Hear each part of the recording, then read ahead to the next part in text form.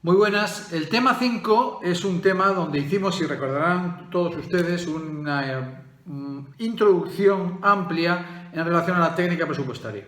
Porque notamos a lo largo de los años que los alumnos y las alumnas tienen un déficit en relación al análisis presupuestario en concreto.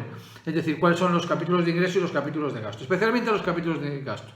En un presupuesto, decíamos, los ingresos son la obtención de recursos por parte del sector público, del sector financiero público, para la alimentación de los gastos de forma universal y genérica. Gastos que, como dijimos, en el caso de España es el capítulo 1, que son sueldos y salarios, capítulo 2, gastos corrientes, capítulo 3, intereses de la deuda, capítulo 4, transferencias corrientes, capítulo 6, inversiones reales y capítulo 7, que son los principales, transferencias de capital. Dicho esto, nosotros tenemos que analizar, en primer lugar, cuando lo estudian por el libro, que es por donde lo vamos a preguntar para que no se pierdan y para poder tener de forma muy concreta la respuesta a cada una de las preguntas del examen, pero sin lugar a dudas ampliándolo a través de estos vídeos o explicando más o menos a través de estos vídeos de las lecturas pertinentes y de otras consultas que también podemos realizar. Estudiar las etapas del presupuesto de la Unión Europea es importante, pero no del todo útil, porque al final, a la postre, lo que nos interesa es saber cuáles son nuestros capítulos de ingreso y gasto en estos momentos. Lo que me parece fundamental, y he insistido mucho en clase, es conocer los principios del presupuesto de la Unión Europea, los principios de la presupuestación de la Unión Europea, que viene a ser igual a los principios del resto de los presupuestos. Estoy hablando de la unidad, de la anualidad, de la veracidad, del equilibrio presupuestario, que en estos momentos un poco va a reventar en términos de la posición que va a tomar el Consejo Europeo, en términos también de financiación de los países más afectados por el COVID-19, aunque evidentemente los incrementos de gasto van a ser cubiertos por incrementos de ingresos, que es exactamente lo que se está debatiendo en estos momentos, la universalidad, la especialidad, la mejor gestión, la transparencia, el procedimiento presupuestario, todo eso que deben ustedes sabérselos uno a uno y saber qué significa cada uno de ellos. Y saber que el presupuesto de la Unión Europea se enmarca, nunca mejor dicho, en lo que se llama el marco de financiación plurianual. Es decir, hay una planificación plurianual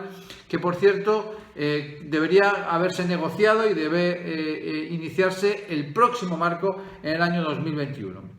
Los ingresos de la Unión Europea, como van a estudiar ustedes por el libro, son los recursos propios, los recursos aduaneros, sin ir más lejos, la participación en el impuesto de valor añadido, la participación en la renta nacional bruta o en el total de la renta nacional bruta de cada uno de los países miembros y la compensación, entonces ya no británica. Y los gastos se establecen de una forma relativamente singular, porque singular es llamar el capítulo primero de gasto, no llamar los sueldos y salarios, gastos corrientes, como hablábamos de intereses de la deuda, sino lo llamamos con crecimiento inteligente, sería el primer capítulo, y también cohesión económica y social, sería el 1A y el 1B.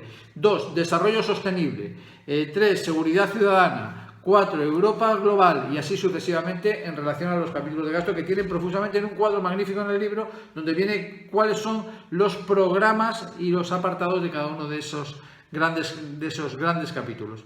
El libro está muy bien resumido, se puede ampliar con los vídeos y los vídeos que van a ver ustedes a continuación, pero desde luego conocer el presupuesto de la Unión Europea no se exige, en primer lugar, conocer el presupuesto general del Estado para entender cuáles son los equilibrios, cuál es la financiación y cuáles son los principios generales. Escuchen lo que vamos a oír dentro de un momento y los vídeos que vamos a poner de la Unión Europea y de los especialistas en la Unión Europea.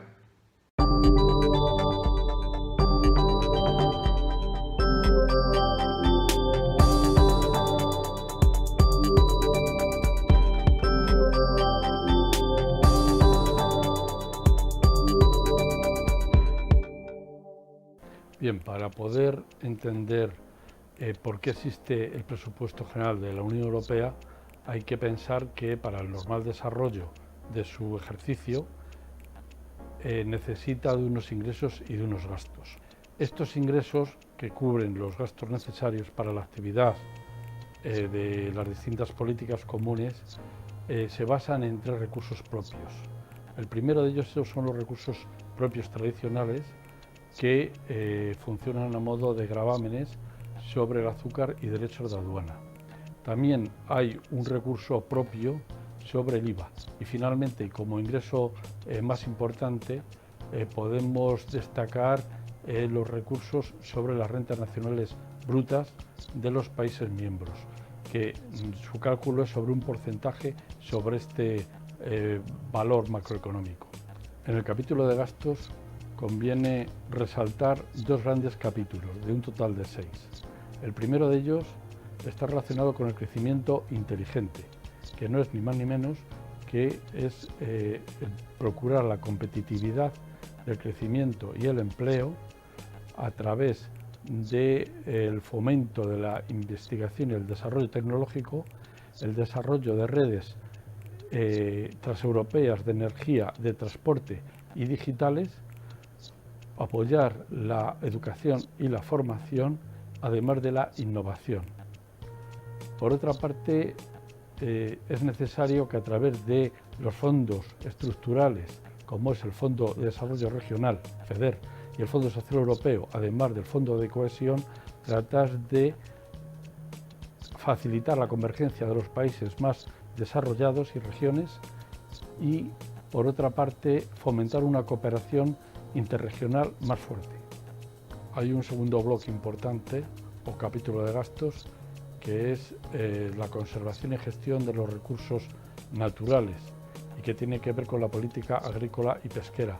Para ello se utilizan diversos fondos, como puede ser el Fondo Europeo de Desarrollo Regional, el Fondo Europeo Agrícola de Garantía, el Fondo Europeo de Pesca y el Instrumento Financiero para el Medio Ambiente. Hay otros capítulos de gasto mucho menos importantes porque hay que tener en cuenta que los 2 primeros ocupan más del 80% del total de gastos. Y me refiero a la Unión Global, la Seguridad y Justicia, el capítulo de Administración y finalmente el capítulo de compensación que trata de ocuparse de los efectos derivados de la entrada del último país a la Unión, que es Croacia. Conviene saber que el presupuesto general de la Unión Europea tiene un principio característico y diferenciador, que es el equilibrio de ingresos y gastos. Es decir, que los gastos nunca pueden superar los ingresos dotados anualmente. Además, hay que tener en cuenta lo establecido por el marco financiero plurianual, que el actualmente vigente comprende el periodo 2014-2020. Como tal, no es un presupuesto anualizado en 7 años, sino que es una herramienta de disciplina financiera y programación que permite repartir todos los ingresos y gastos durante los 7 años. Conviene resaltar que por primera vez en la historia el marco financiero plurianual se ha reducido en 960.000 millones de euros de gasto máximo de créditos comprometidos, de créditos de compromiso.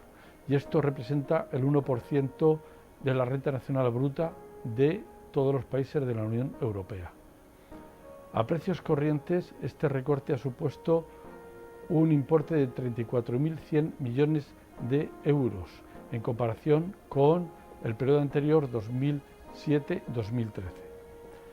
Finalmente, cabe destacar que en las relaciones financieras entre España y la Unión Europea, el saldo financiero ha sido claramente y siempre positivo para España desde la entrada de España en el mercado común en 1985, como diferencia entre los ingresos que recibe la Unión Europea mediante la aportación anual de España, que sale de los presupuestos generales del Estado, y todas las ayudas que recibe anualmente.